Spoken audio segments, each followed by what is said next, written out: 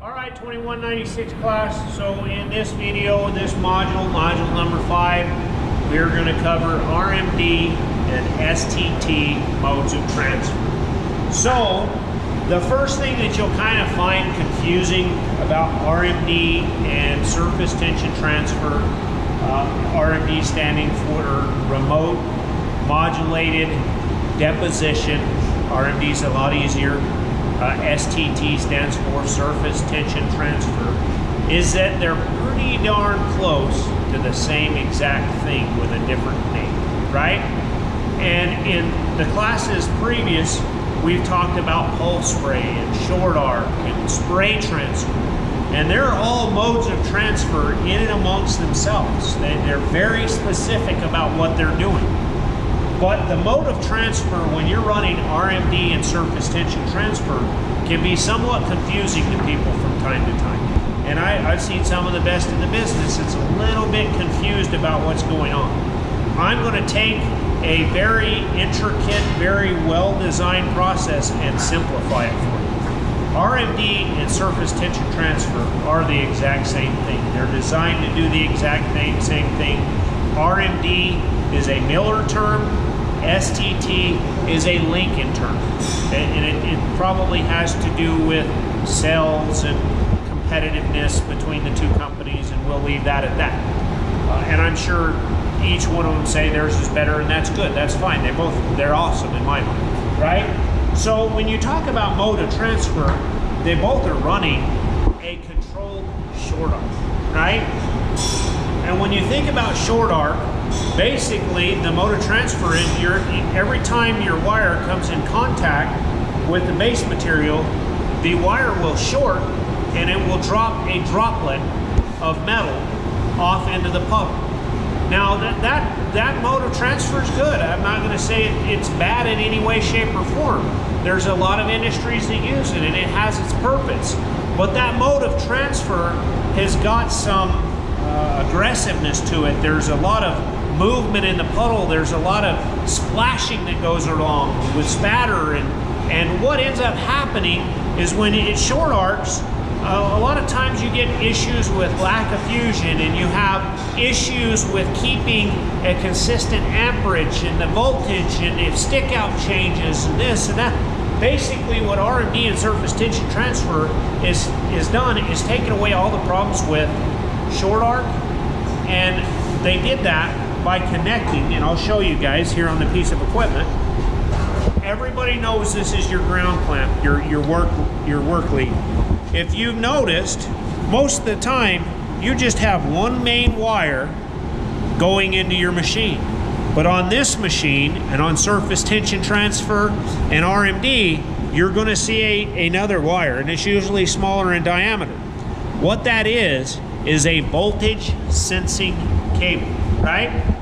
That's how the magic happens, is through that cable, right? Because everybody knows in the MIG world, that stick out, how far your wire sticks out from the end of the contact tip to the end of the wire. With RMD and surface tension transfer, it really doesn't matter, right? It does, but it doesn't. What's really important is the arc length, and every process has an arc length, even MIG. When you have a distance from the material to the end of the wire, that is known as your arc length. RMD will self-correct no matter what you do as a welder. It will read through that voltage sensing cable, and that machine will make the adjustment on the fly for, say it, your incapability of keeping a consistent arc length. And I'm guilty of it, you're guilty of it, everybody's been guilty of it. We're not perfect, we're human beings. We get tired and we change our arc length and our stick out. They've made this machine to where it senses your change and it corrects for you. It basically has made a process that's never been that difficult, and it's taken all the error out and made life a whole lot easier for you. And I'll tell you guys, RMD and STT is not a hard process to learn.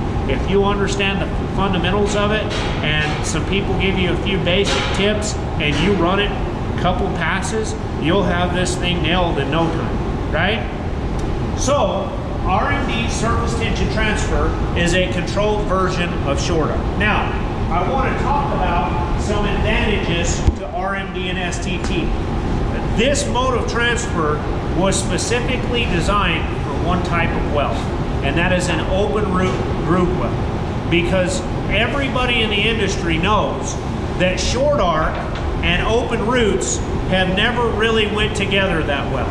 Because everybody's always understood, well, man, when I run short arc, I get lack of fusion, I get cold lap, I get inconsistent root penetration, I get inconsistent root width. There is nothing consistent about it. And I'll be honest with you guys. Everybody says, well, it's big. It's like squeezing a tube of toothpaste. And for most cases it is, except for root passes. I've taught here for 7 years now, and I've seen some of the best students struggle the most with short arc MIG roots because it is very, very sensitive to machine settings and where your wire is located in that puddle and your arc length and stick out changing. You change one thing, you lost it all. You can go from having great penetration to no penetration. You can go from having no penetration to blowing a hole and shooting whiskers into the root penetration. It can go from going great to south really fast with short arc MIG. So basically, they've designed RMD and surface tension transfer to avoid all that. And that voltage sensing cable has changed the world of short arc roots. And they don't call them short arc roots, they call them RMD and STT roots. But that is what this process is specifically designed for. Open roots and consistency and consistent bead width and consistent bead depth, right? If I was to go up here and get a piece of soapstone, if I can find one, if I can't, I'll get it for you in the next video. Here we go. If you looked at a groove weld and you said, okay, I love stick. I just love stick. Or I love TIG. I don't ever want to do anything other than TIG. I love short arc MIG. I never want to do anything other than short arc MIG. All three of those have a problem. Are they capable of doing open roots, getting good penetration, getting good tie-in at the walls of the bevel? As long as you got the skill level, absolutely. They're all capable of it. But here's what they're not capable of. Putting in the root at the depth and the thickness that RMD is. Because every one of those processes, when you run a root, right after that, you knock it down, you clean it out, and you run a hot pass to tie all that in and make it good. RMD, if done correctly, basically can put a layer that is thick as a hot pass and a root in one pass. So the deposition, the thickness of that root weld is a lot more than what TIG could do. By far what TIG could do. A lot better than stick, a lot better than short arc MIG. You have a thicker deposition. That's one positive to RMD. You've got this beautiful uniform root pass, and now I possibly don't even have to do a hot pass anymore because of this amazing process that's doing it for me, right? That's one thing. The other thing is, everybody on root passes usually has to do some prep. Then in stick, you get this big old tall crown and you get wagon tracks. So you got to jump in there with a grinder and you got to grind all that down. That takes time, that takes money, and it can lead to problems. Because if you let that grinder jump out of the groove and you gouge the base material, you're done. It's called a hack mark. You're a gouger, right? What RMD does is, if done correctly, it puts that root pass in there super flush to where you hit it with a wire brush, you're done. There's no prep required, right? So it puts in a lot of depth, it lays really flat. What else does it do for us? Consistent root penetration, consistent root width. Everything about it is consistent. Now, talking about advantages, it does have its disadvantages. Guess what it's not capable of doing? What joint does that look like to you guys? It's a T-joint, right? RMD won't do a T-joint. You can set that machine 100 different ways and you can have 100 different people try to get you to run it. You are never going to change that result. And we know that's not a good weld on a T-joint. That's because that voltage sensing cable is there for this capability. It is not a fillet weld. It is not a fab welding process. RMD and surface tension transfer is engineered and designed specifically for open roots. That's it. Now, what if I said, okay, well, I want to run a root pass and I want to go in this progression? That would be known as uphill. RMD doesn't do well there. RMD is most definitely designed to always go in a vertical down progression or headed towards the vertical down progression. So that's its disadvantage. You have a mode of transfer that is specifically designed for open root passes. Now, when you talk about open root passes, I'm going to have him zoom in here and check this out. If you guys look, I've got a root opening there of about, it's a heavy 1/8. It's a little bigger than an 1/8. You try to do that with stick, you're probably going to blow a hole. You do that with TIG, you're probably going to get sucked back. You do that with MIG, you're probably going to have a party on your hands. RMD can fill a big gap. I've seen gaps of as big as 5/16 open roots, which would be unheard of with any other process. RMD does it with ease because of that mode of transfer, that voltage sensing, that capability of changing on the fly, seeing what you're doing as a welder and then adjusting for it to get the production that you're looking for, right? So basically what I'm telling you is RMD can take a bad welder and make them look really, really good as long as they know what to do, right? So it's vertical down, open groove. It can fill a lot of gaps. It can fill a big layer, eliminating the root or the hot pass.